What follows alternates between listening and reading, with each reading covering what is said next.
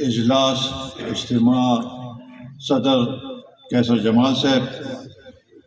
دا قومی وطن پارٹی صوبائی چیئرمین جناب سکندر حیات خان شیرپاؤ دا قومی وطن پارٹی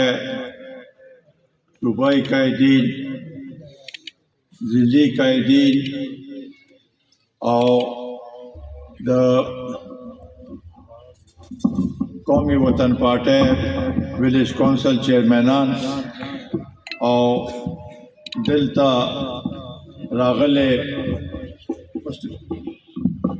دا یویشتم تاریخ شہیدانو لوائکین اور ورسرہ دا پارٹی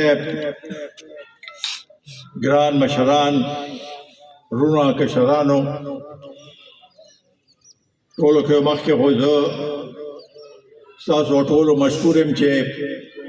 تاسو نن په دې اجتماع کې شرکت وکړو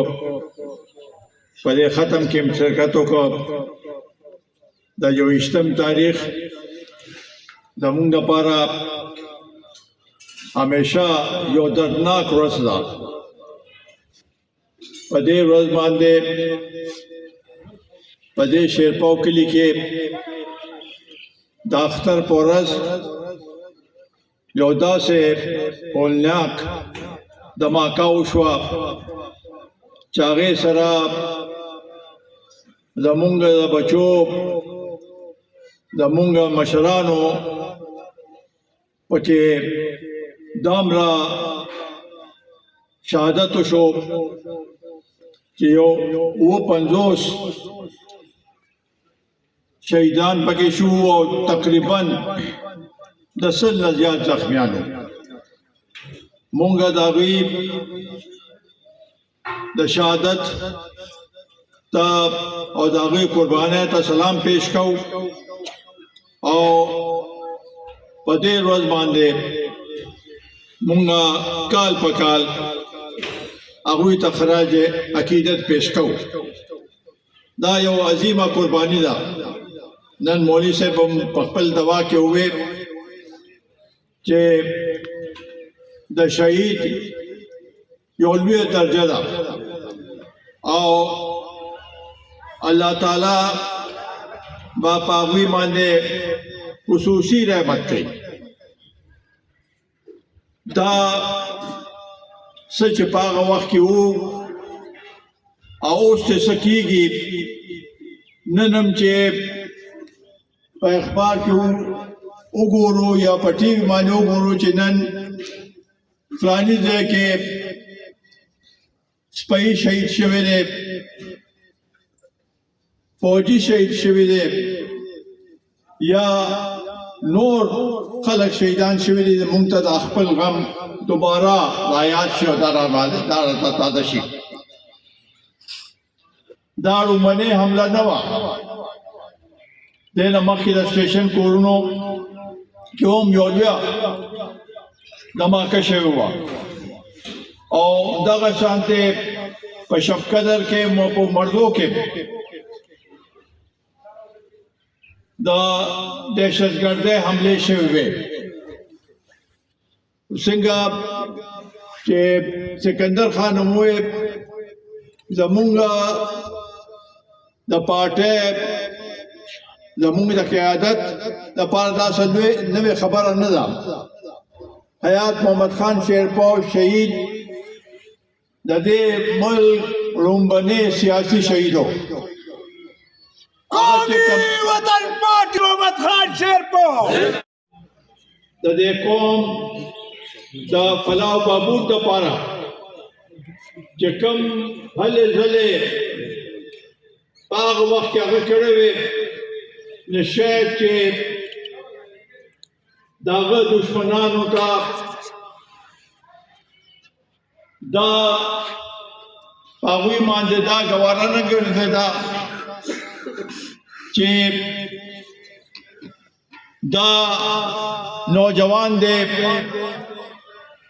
دا ټول خلک چې هغه طرف ته توجه داوی د حیات محمد خان شیرپو شهید طرف ته توجه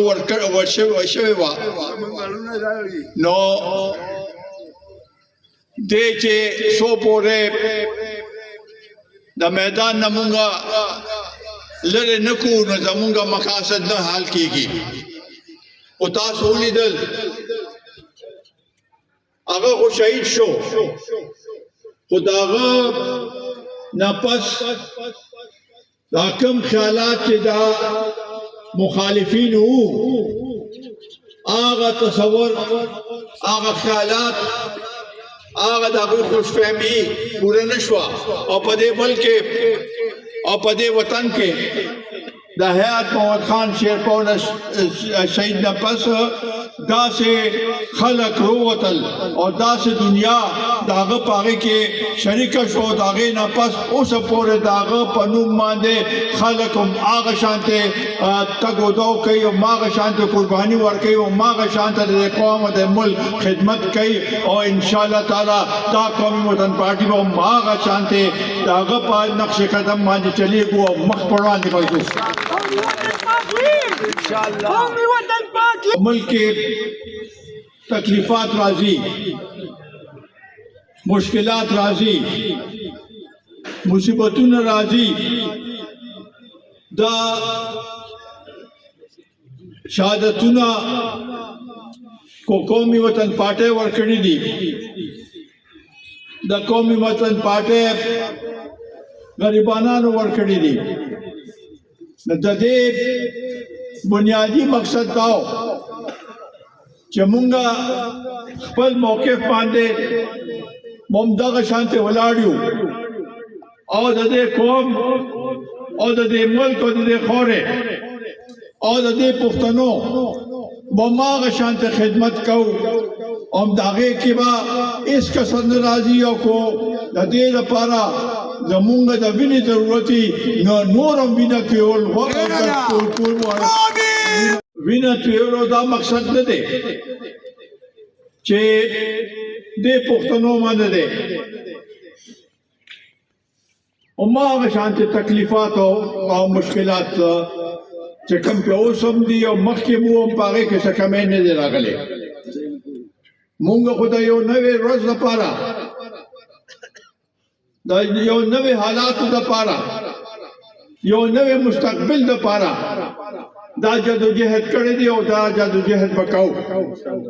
خو افسوس خبره ده چې پښتانه اوس هم خپله وینه تویوي او په هغې باندې هغه شانتې توجه دا زمونږ د حکمرانو توجه نه ده ورکړې نن هم تکلیفات کو دي مصیبتونه کو دي ناغه صرف د دې خورې اوسیدونکو پښتنو باندې دي ورځ او شپه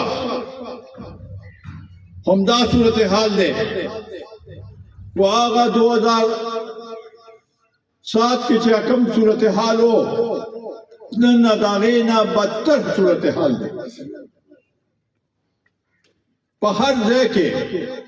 دا صرف جنوبي اضلاع نه ده د هغې نه علاوه په دې صوبه کې په هر یو ضلع کې عمده صورتحال دی خلک هماغه شانتې غیر محفوظ دي خلک هماغه شانتې فکرمند دي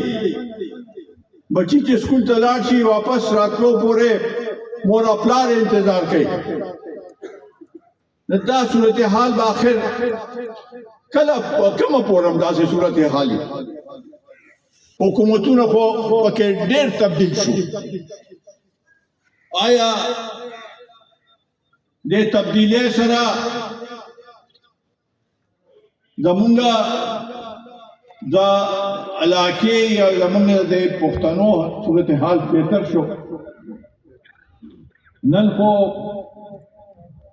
صرف کو خلکو ووټ ورکړی دی او کو ووټ ورته اچولی شوی دی نو هغه په خدمت باندې نه دی په ترقیاتي کارونو باندې نه دی په غم خاده باندې نه دی د پښتنو د پر आवाज چتولو باندې نه دی خو صرف په هوها باندې او په شوشا باندې او په لانګ مارچ او په شارټ مارچ او په درنو باندې کوټونه یې نو دا د صورتحال چې د صوبې دغه شانته رستور د پدې کې به خرابې راځي دریم د شو د موجوده پارټه دو ځله پورا حکومتونه 15 کال وکړ دا د یو رسم کال تقریبا په پورا کېدو کې دی دوی د مونږ توخی چې د دې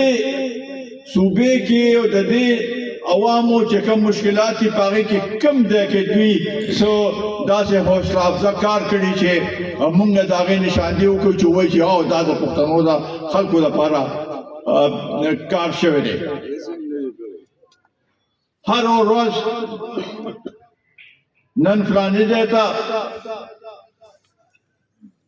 لانګ مارچ کوو نن فلانی ځای ته ما لانګ مارچ کوو نن فلانی کې جلسه کوو او صرف یو مقصد لپاره چې زموږ لیډر چې دی هغه د رهاشي مونږ دې خلاف نیو چې دا قانوني کم طریقه دا پاغه باندې هغه رهاشي نو مونږ بالکل په دې باندې با خوشاله یو چې قانوني طریقې باندې رهاشي او نه او دا وای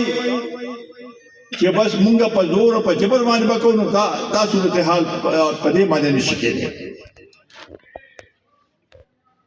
دا کل میں دا صورتحال چې کم جوړ دی یو نیم سل نزیات خلق هلته شهیدان شو لارې بندې دي دوایانې نشته पेट्रोल निश्चलता खुराक सामान निश्ता खलक बेयारो मददगार दे د دې صوبې د حکومت خدا په خپل ځای باندې جاوی وای چې مونږه بس هغه کو چې په کمر دا واقعیا شوی دا غي په سبب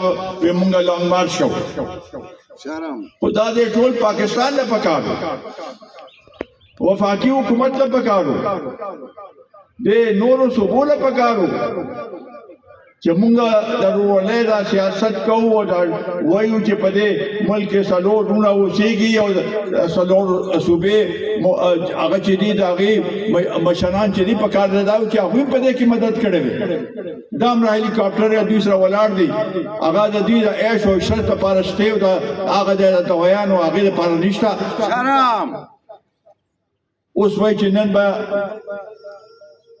خدای دې کې وی چې نن به سمجھوتا وشي مونږ غواړو چې دا سمجھوتا په کار د شي شر ورته پنځه شر د مخ کې شوی دا سړکونه چې کولوشي نو خلکو ته بلګ احساس وشي ادا پړمبني ځل باندې نه دی چې په دې کور مې کې دا واقعات کیږي دا هر لګ ورځو پس 100 میاشتو پس هم دا صورت حال جوړيږي وی جوړي نو د دې سده با پکار دي پرون ورته وای چې په دا څه کوي دا هلیکاپټر ولګي الته چې سامان الته یوشي زه امید لرم چې پاګه باندې بدوی عمل کوي او دا څه دا هر یو ضلع کې چې کوم صورتحال جوړ دی د دې لپاره پکار دی چې دا د دوی مشران د موږ کو چې کوم فرض یا به موږ پوره کوو هغه نن د دې اجلاس په وساتل سره موږ وایو او کو دا د ټولو د پارټو د آل پارټیز کانفرنس په وساتل سره وایو او کو نور بیانونه ورکوم دې لپاره ورکوم چې خلکو په دې باندې بیدار کو چې د دې صوبې خلک چې دي د دې صوبې غریبانان چې دي هغه په تکلیف کې دي د دوی مداوا وکړه دا نه چې یو پښتون اوس پنجاب ته ځي اسلام آباد ته ځي نو هلته ورته وایي فلاني شی وښایه فلاني شناختي کارډ وښایه فلاني ووایه او هغه دی نه په جیل ته اچوي محنتکش هلته کو ناست دي نو هغوی هم په دې هغې کې اچوي چې بوی دا دهشتګرد دی پښتون د دې قوم محافظ دی پښتون د قوم دپاره قرباني ورکړې ده دا سامره شهادتونه چې په دې صوبې کې شوي دي د پښتنو په دې خوره باندې شوي دي او څنګه چې دا نقل مکاني د خپل کورونه پرېښي وو نور ضلعو ته راغلو مشران کشران زنانه بچي دا ټوله قرباني د قوم دپاره ورکړې ده دا قرباني کوم داسې دوی ضایع کول غواړي چې بھئی مونږ ستاسو اډو پروا نه کوو نو دا پروا به دوی کوي یعنی دا قوم بیدار دی پوره منم دی حوصله هم پکې شته خو ورسره د خپل حقوقو دپاره میدان ته راوتو والا هم هغه دي نو انشاءالله تعالی دا زما امید دی چې یووالی مونږ خپل میانځ کې پیدا کړو دا کوم مشکلات چې دي د دې دپاره مداوه وکړو هغې دپاره آواز اوچت کړو هغې دپاره جدوجهد وکړو کو هغه د دهشتګردۍ هغه دی کو هغه د بجلی مسله ده کو هغه د ګیس مسله ده کو هغه دلته دا نور ناانصافي چې کېږي زمونږ وسایل استعمالیږي او مونږ ته څه نه میلاویږي دا زمونږ د صوبې مسلې دي او د پښتنو مسلې دي او دې دپاره به مونږ هر قسم قربانۍ ورکولو ته تیار وو انشاءالله تعالی ورکوو